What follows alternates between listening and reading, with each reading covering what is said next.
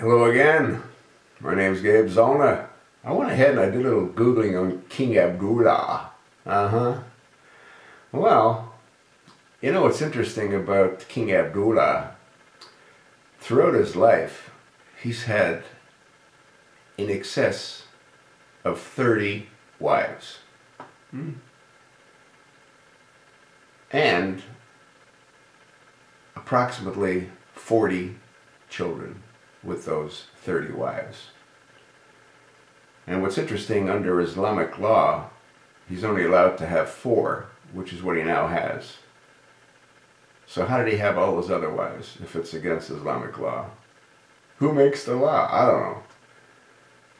You see, if you've watched some of my videos, I've said this a number of times. Islam is designed to please the man in every way, including having sex with animals.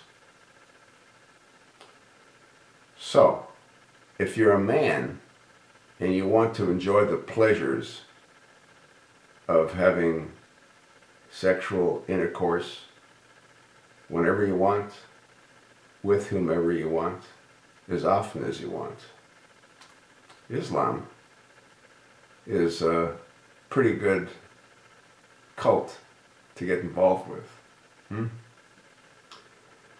You have to ask yourself a question. What kind of normal man wants to have 30 wives? Would that not indicate that there's something mentally wrong with him? I'm inclined to think so.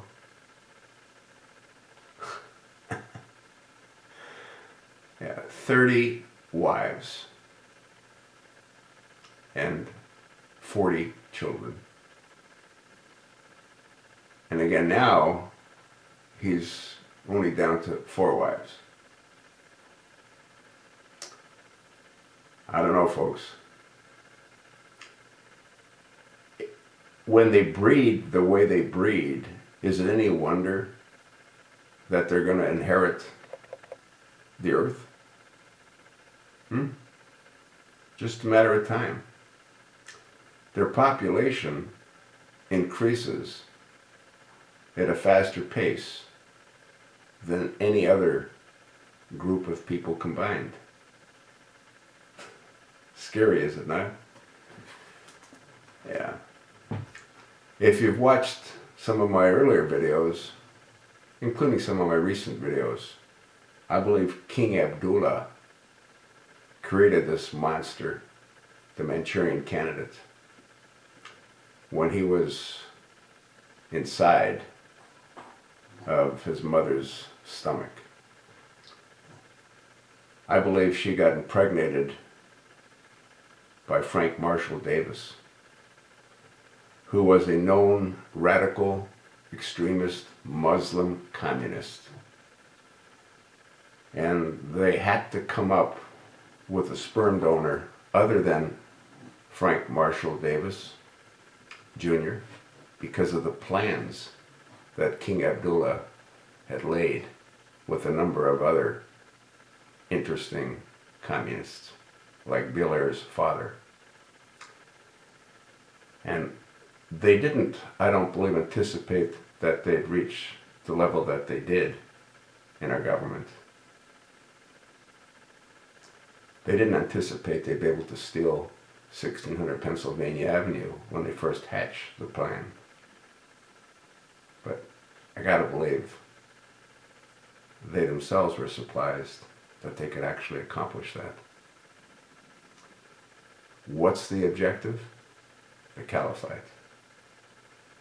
The world domination of Islam. You think not? Well, you're free to think as you like. We still have certain amendments that are being taken away from us as pretty much each day goes by.